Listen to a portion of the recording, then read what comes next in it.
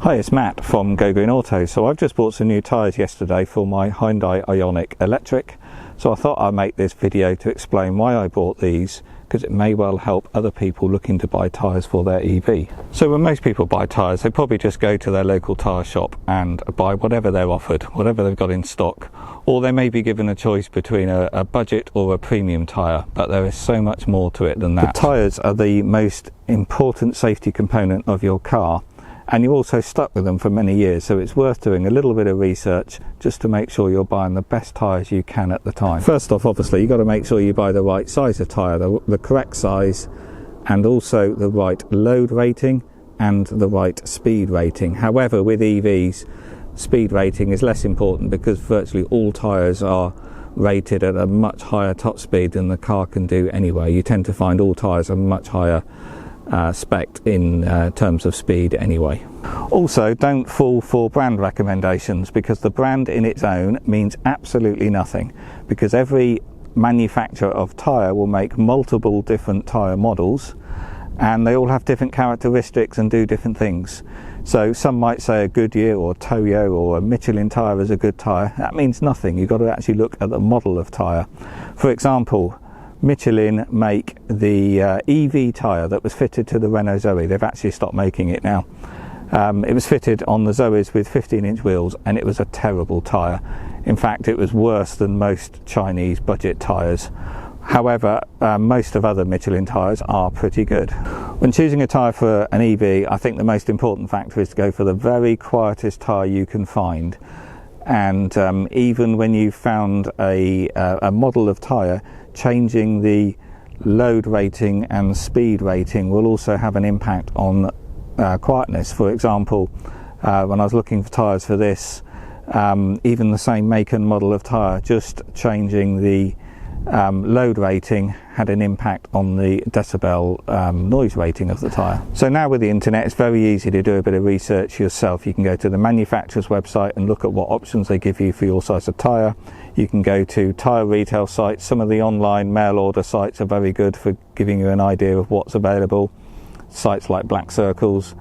And also look at the review sites like Auto Express and things. They do some very good tyre test reviews, and YouTube is a good source for that as well. So once you've found the tyres that you want, you can then go to either an online retailer and get them delivered to you, or go to your local tyre shop and ask them to buy those tyres in for you. Pretty much all of these places can get any tyres in for the following day anyway. So every tyre now has this EU labelling system. So the first here is rolling resistance, and higher the better. A is better than G, and the lower the rolling resistance the tyre, the lower fuel it's going to use, and obviously that has an impact with EVs. We all want better range, so higher the better. The difference between each band is 3% in fuel economy on an ICE vehicle.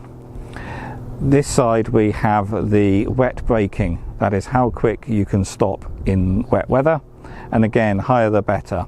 And I get different results when I look at what this means on websites, but I think generally each band is a difference of 3 meters in stopping distance, but some websites say it's a total of 10 over the whole range.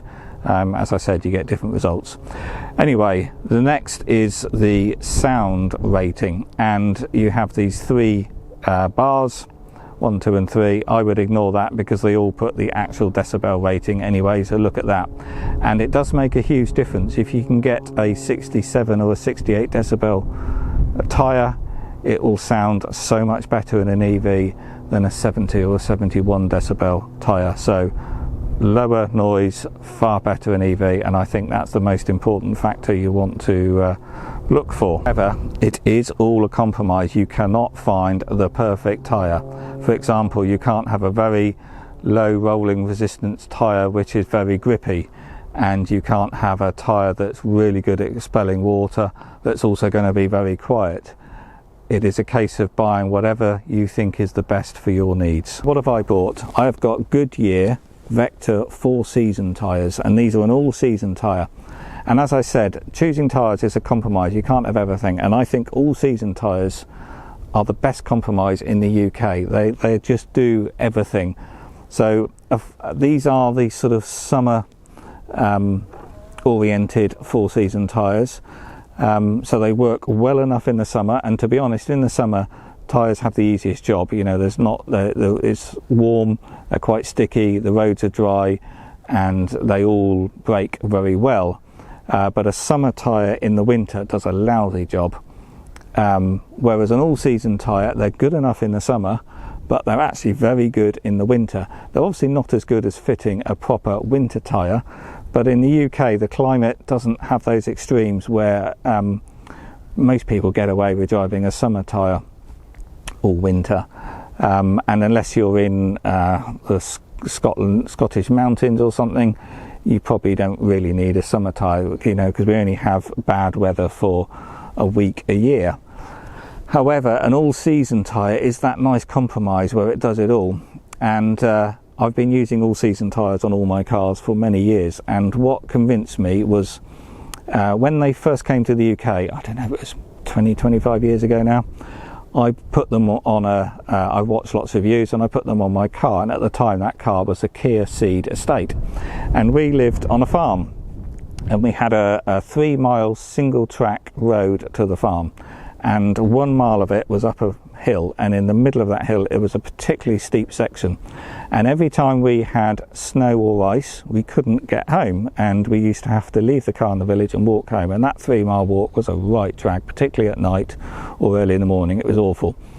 And I actually had a little old Land Rover, an old Series 2 Land Rover, and for 1 or 2 weeks a year I used to park it at the bottom of the road, and we used to use that for getting up and down the hill because the cars wouldn't get up the hill. And some mornings when it was icy, rain would run down the road and it would freeze, and we just couldn't get up the road because of the ice.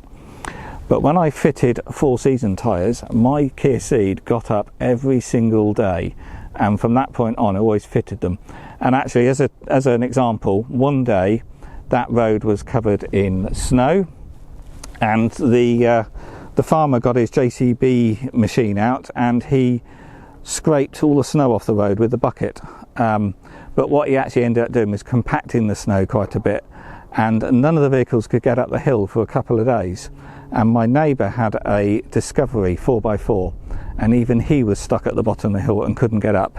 But my Kia Ceed, fitted with I think it was Michelin all-season tyres at the time, I was driving up and down the hill and I was giving everyone lifts, and I wasn't even using my Land Rover.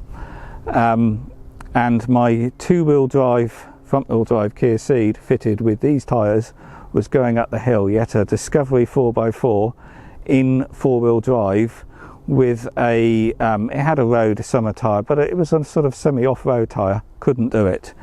And from that day onwards I've never bought anything else in my cars. They just do the winter driving so well. Obviously a winter tyre will do it even better, but these are good enough for the UK. So when I was looking for a all-season tyre, generally the two main ones in the UK are the Goodyear Vector 4-season and the Michelin all-season tyres.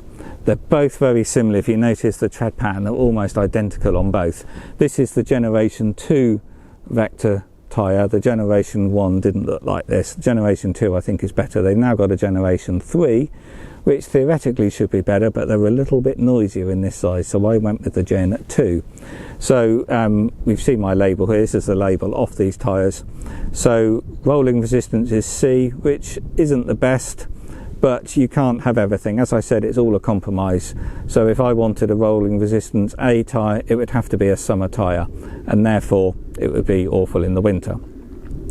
Wet braking is good, B, because an all-season tyre is very good for winter use and you know, the wet season, and these do expel water very well.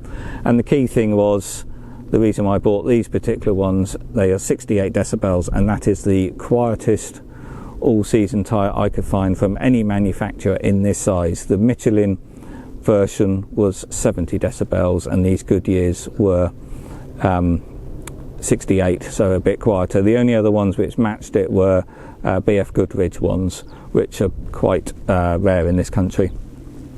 But again, as I said, it does depend on the load rating and speed index, because with these there was another Goodyear Vector tyre, the same size but with a different rating, and it was 69 decibels, so you have to be a bit selective on what you choose. But for me, I wanted all-season tyres, and these were the quietest all-season tyres I could find in this size to fit the Hyundai Ioniq. So for me, a all-season tyre is the best compromise on a car in the UK. It's good enough in the summer, it's better than summer tyres in the winter, and generally they're quieter than most summer tyres, so I think a perfect fit for my EV. So I hope you found that video useful. If you have, please do click that thumbs up button on YouTube. That really does help other people find the channel. And maybe you want to subscribe and hit that little bell icon, and then you'll be notified when I upload a new EV video.